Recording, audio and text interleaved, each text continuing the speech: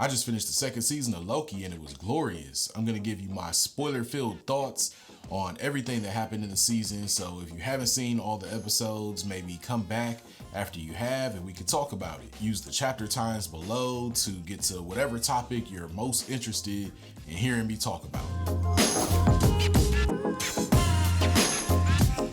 Season 2 of Loki follows right up with the events of the first season.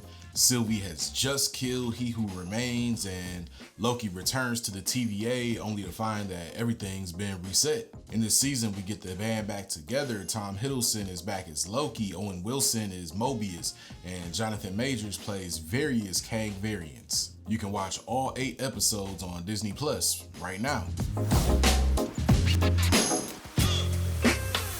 Let's start off with what worked this season. Of course, there's Tom Hiddelson as Loki. He's just as great as ever and he owns this role. He was born to play it. I feel like the character has completed his arc to becoming a full-on hero.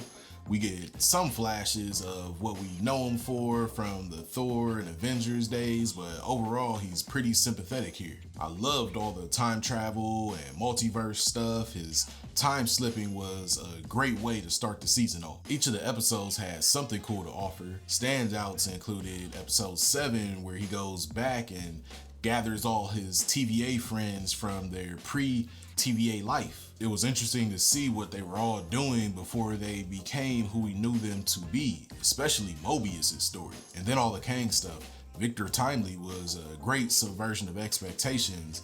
Loki built Kang up to be this huge big bad to be feared in the first couple episodes, so that's what we were expecting to find hiding out in the past, but it wound up being a Kang variant from before he came into his own. He was kind of a snake oil salesman or a scammer type person. The Ravonna Renslayer stuff was great this season too. Seeing Victor Timely turn on her shifted things from what I was expecting to happen. Her being a scorned love was a great twist, and even the Miss Minute stuff with her feeling scorned. I love that too.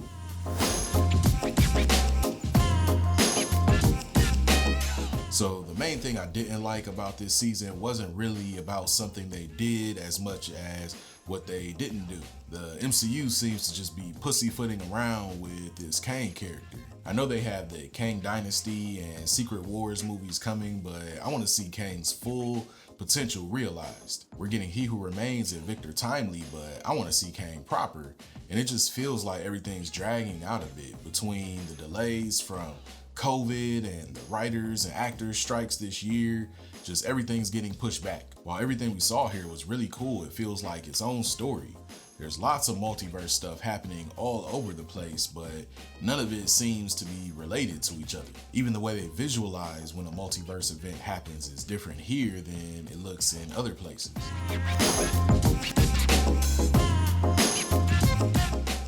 I thought the finale was perfect and it could be a great send-off for the Loki character if they wanted to be. We see him having mastered his ability to slip through time and him going back to try to correct some of his missteps that he had throughout the season. We see him trying in vain to correct the events of the previous episode over and over again. He goes so far back that we revisit the events of the last season finale and we get more insight into what He Who Remains was planning, and everything that happened was part of his plan. We even revisit some of the early scenes from the first season. The way I interpreted the ending is that Loki has made himself into kind of a god of time and he's wielding all the branch timelines and keeping them safe from that throne that he sat on, isolated for all time, it appears. And if this is the last we see of Loki, I think that this is a fantastic send-off for the character. One of the last things we see is where Ravonna Renslayer wound up. It looks like she's in ancient Egypt, which leads me to believe that she's gonna run into the Rama Tut variant of Kang should they make a season 3 or maybe in Kang Dynasty or Secret Wars.